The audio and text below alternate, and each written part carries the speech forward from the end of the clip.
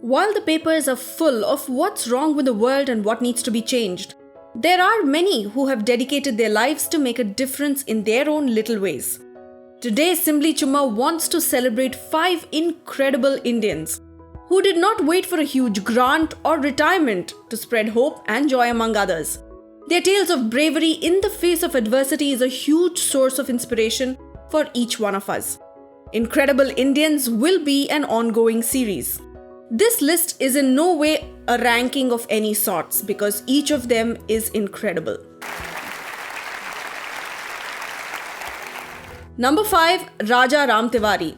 The famous Kumbh Mela and its maddening crowd where people lose loved ones is one of Bollywood's favorite settings for family dramas.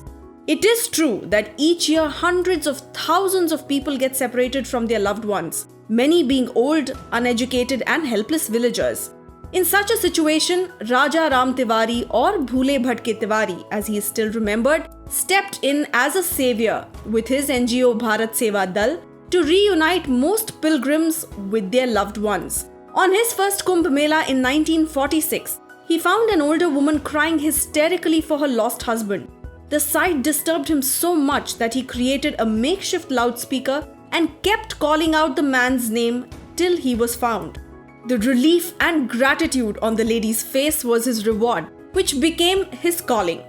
He founded Bharat Seva Dal. He and his team have been a part of every Kumbh Mela since then and several smaller festivals, approximately 65 in all, and have helped reunite more than 1 million adults and 20,000 children with their relatives. Unlike films, the longest they took to reunite a family is 10 days. It usually takes just a couple of hours. Tiwari died this year at the age of 89 with over 71 years of serving pilgrims. He earned several awards and citations and was featured in the television program Aaj Ki Raat Hai Zindagi, anchored by Amitabh Bachchan. He was also felicitated by former Chief Justice of India, A.S. Anand. Number 4. Sindhutai Sapkal. Sindhutai Sapkal's life is that of tremendous courage and a very large heart. She grew up in extreme poverty, got married at the age of 10 and was abandoned by her husband at the age of 20 when she was 9 months pregnant with her 4th child, a daughter. Like anyone else, suicide did cross her mind. Instead, she began begging for food. She was so moved by all the orphans that she saw abandoned on the platform that she decided to adopt them and started begging even more vigorously in order to feed them. She became the mother of orphans as she is known. रोटी के लिए आदमी क्या करता है क्या मालूम बेटा, और मैं रोटी के लिए जी रही थी. अभी मैं रोटी बांट के खाई और पूरी जिंदगी बदल गई. मैं माँ बन गई, माँ बन गई. This incredible woman from Maharashtra has adopted, raised and nurtured over 1,000 orphan children. She even donated her biological child to a trust in Pune only to eliminate the feeling of partiality between her daughter and the adopted ones.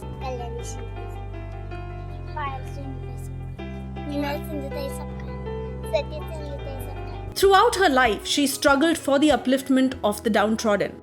Mai, as her children call her lovingly, has been honored with over 273 awards for her dedication and work.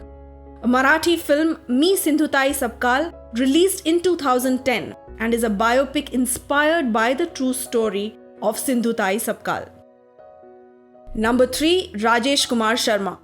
In an age when people take education and money for granted, Rajesh was forced to quit his Bachelor's of Science degree due to financial constraints. He never wanted anyone to go through what he did. A general storekeeper, Rajesh decided to make a difference by making education available to those who could not afford it. He started a school for the underprivileged. A metro bridge for a roof and a patch of painted wall as a blackboard is what comprises this school. It took a lot of convincing to get parents to let their children study rather than work.